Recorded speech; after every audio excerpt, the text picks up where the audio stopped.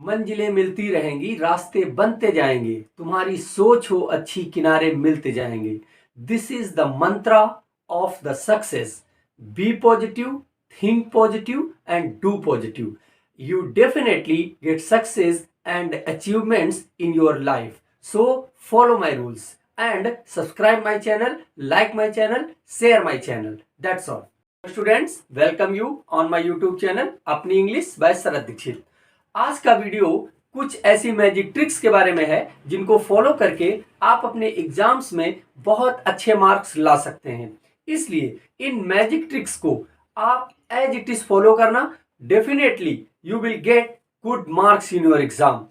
In magic tricks को, इन आसान तरीकों को आपको ऐसे ही फॉलो करना है। आपके बोर्ड्स के एग्जाम में, 10th, 12th, 9th या 11th के इंटरनल एग्जाम में ये सारी ट्रिक्स आपको बहुत हेल्प करने वाली हैं। तो लेट्स स्टार्ट वीडियो। और एक भी स्टेप या एक भी ट्रिक को आपको मिस नहीं करना है, वीडियो को एंड तक देखना है। आपके लिए very helpful video, very useful trick. ये जो ट्रिक्स हैं, आपको मैंने यहाँ पे 10 ट्रिक्स लिख के रखी हैं। इनको मैं डिफाइन करूंगा, एक्सप्लेन कर दूंगा। आपको अपने दिमाग में इन ट्रिक्स को बैठा लेना है और इसी तरीके से आपको अपने एग्जाम सेंटर पे फॉलो करना है। एग्जाम सेंटर पे जाना है और आंसर लिखने से और आंसर सीट को जमा करने तक सारे मेथड्स मैंने इसमें आपके लिए लिख रखे हैं। आप मेरे एक्सप्लेनेशन को बहुत ध्यान से सुने। फर्स्ट ट्रिक क्या है? Be positive, full relax, take proper sleep. Means जिस दिन आपका एग्जाम है आपको पॉजिटिव फील करना है। That I have know it, मुझे ये चीज पता है। आपको निगेटिव या नर्वस नहीं फील करना है, रिलैक्स रहना है, बिल्कुल कूल माइंडेड रहना है। जिस नाइट के बाद में आपका एग्जाम होने वाला है उस नाइट को आपको प्रॉपर स्लीप लेनी है, जिससे नेक्स्ट डे आपको कोई थकान का फीलिंग ना हो, आपके अंदर कोई स्ट्रेस ना हो, आपके दिमाग में कोई तनाव ना हो। तो फर्स्ट पॉइंट क्लियर रखना है। अब देखिए second point, early rise on that day. जिस दिन एग्जाम है उस दिन अर्ली राइज करें। मीन्स 4 या 4:30 तक डेफिनेटली उठ जाए। उसके बाद क्या करें? टेक वॉशरूम जाएं, बाथ ले लें और प्रे टाइप की करें। जिस भी गॉड को आप रिलेट करते हैं उस गॉड की प्रे जरूर करें और उसके बाद थोड़ा रिवीजन कर लें। उसके बाद take light food before exam. Exam centre पे जाने के पहले कभी भी हार्ड डाइट मत लें, मतलब कोई भारी भरकम हैवी डाइट ऐसा नहीं लेना है। बहुत ही लाइट टाइप के फूड आपको यूज करने हैं जो आपके माइंड को रिलैक्स रखेंगे, कूल रखेंगे। जैसे बोलते हैं दही चीनी खा के जाने से एग्जाम अच्छा होता है। ये थर्ड पॉइंट में, reach early at exam centre. Specially मैं 10th और 12th क्लास के स्टूडेंट्स को एड्रेस कर रहा हूं, बिकॉज उनके जो एग्जाम सेंटर होते हैं वो जिस कॉलेज में वो पढ़ रहे होते हैं नेचुरली उनसे कहीं दूसरे कॉलेजेस में जाते हैं। तो पहले जाके थोड़ा अर्ली वहां पहुंचे, अपनी सीट को देख लें, अपने रूम्स को देख लें, अपनी प्रॉपर सिटिंग प्लान को समझ लें। उससे आपके माइंड में नर्वसनेस या कोई जल्दबाजी या हेस्टिंग टाइप की फीलिंग्स नहीं आती हैं। आपको रिलैक्स वहां के लिए, जैसे बोलते हैं ना, यूजुअल हो जाएं, उस कंडीशंस को अडॉप्ट कर लें कि हमको यहाँ पे बैठ के एग्जाम देना है। वो बहुत ही बेनिफिशियल होता है। और टेक योर सीट। अपनी जो सीट है सभी को रोल नंबर वाइज वहां पे बिठाया जाता है। रोल नंबर की एक स्लिप आपकी वहां पे सीट पे लगी होती है। उस सीट को पहले अपना फाइंड आउट कर लें, फिर देख लें कि सीट में कोई हिल डुल तो नहीं रही है, कोई किसी तरीके की कोई प्रॉब्लम्स तो नहीं है। अगर कोई है तो अपने एग्जाम सेंटर को पहले ही कंप्लेंट कर लें, अदरवाइज आपको प्रॉब्लम खड़ी हो सकती है। इसलिए इस पॉइंट को क्लियर समझना है। फोर्थ ट्रिक क्या है? Remember to God for blessings before open exam paper.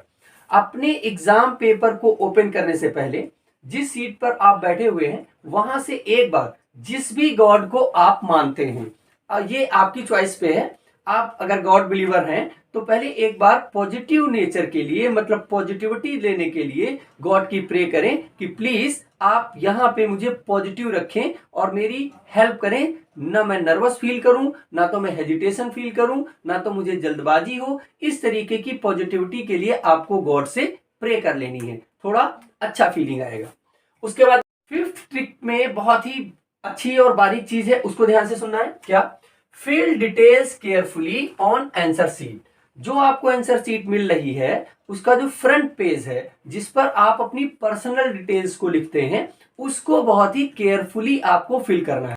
जैसे कि बोला जाता है कि first impression is the last impression. It means जैसा इंप्रेशन आपके डिटेल फिलिंग से दिखाई देगा उसको जो एग्जामिनर है जो कॉपी आपकी चेक करेगा वही इंप्रेशन थ्रू आउट कॉपी आपके पड़ा रहता है। इसलिए आपको ध्यान से सारी डिटेल को करेक्टली और केयरफुली फिल करना है। उसमें कैसी चीजें होती हैं जैसे रोल नंबर फिल करना होता है, डेट फिल करना होता है, रूम नंबर फिल करना होता है, सब्जेक्ट फिल करना होता है और एक पेपर पे एक कोड आता है उस कोड को भी आपको अपनी आंसर शीट पर फिल करना होता है। तो उन सारी डिटेल्स को बहुत ही नीट और क्लीन राइटिंग में आपको फिल करना है। 6th पॉइंट को फॉलो करते हैं। क्या है वो? 6th trick, draw a margin line left side on every page. हर एक पेज पर आपको एक मार्जिन लाइन ड्रॉ करनी है। वो ना ज्यादा पतली होनी चाहिए और ना तो ज्यादा चौड़ी होनी चाहिए। 7th ट्रिक को देखते हैं। Read question paper carefully and select those questions which you know well. Means पहले क्वेश्चन पेपर को 15 मिनट आपको बोर्ड की तरफ से प्रोवाइड किए जाते हैं कि आप क्वेश्चन पेपर को सही से पढ़ें।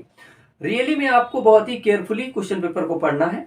उसके बाद उन क्वेश्चंस को टिक कर लेना है जिन क्वेश्चंस के आंसर्स आपको आते हैं। मीन्स जिन क्वेश्चंस को आप पहले से जानते हैं वेल तरीके से। उसके बाद आप वो क्वेश्चंस मिल जाएंगे आपको जिन आपको नहीं आते हैं, लेकिन उससे आपको परेशान होने की जरूरत नहीं है। वो धीरे धीरे आपको याद आते जाएंगे। लेकिन पहले सेलेक्ट कर लेना है क्या अच्छे से आ रहा है और क्या हमको कम आ रहा है या नहीं आ रहा है।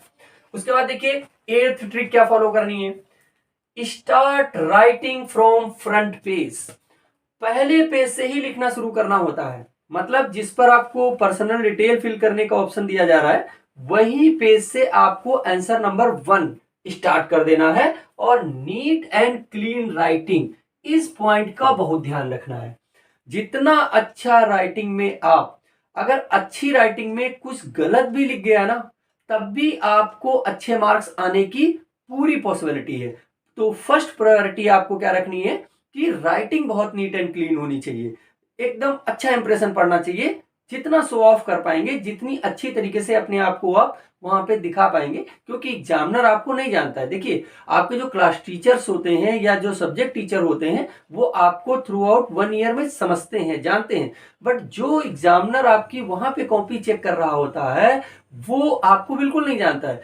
उसका आपका जो इंप्रेशन है उस पर आपकी राइटिंग के थ्रू, आपके लिखने के मैटर के थ्रू और आपके वर्ड्स के थ्रू ही पढ़ना है। इसलिए अच्छी राइटिंग में सारी चीजों को नोट करना है।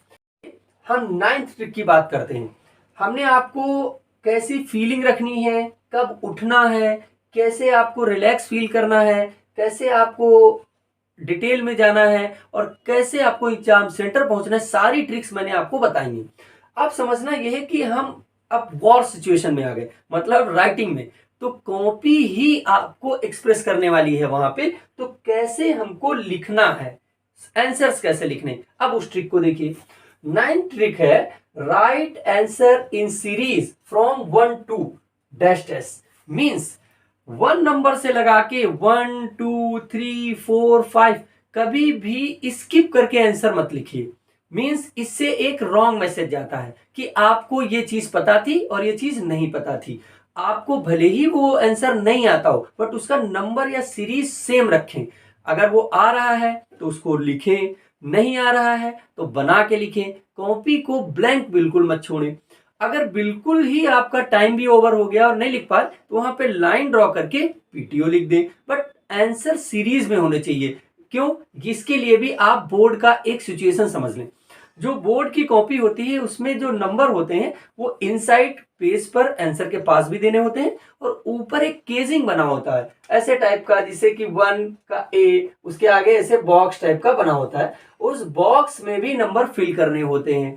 तो जो एग्जामिनर होता है जो अंदर नंबर देता है फिर वो सीट पर भी, फ्रंट पे भी नंबर देता है। तो जब उसकी सीरीज गड़बड़ होती है तो उसको इरिटेशन होता है। और जब सीरीज में कॉपी लिखी होती है ना तो 1-2 नंबर वो खुश होके बढ़ा के भी दे सकता है, क्योंकि वो उसके उस समय उसके मूड पर डिपेंड कर रहा होता है। तो इसलिए आपको कैसा पेश करना है, सीरीज में लिखना है, 1 2 और जहां तक आपकी क्वेश्चन का नंबर हो वहां तक लिखना है।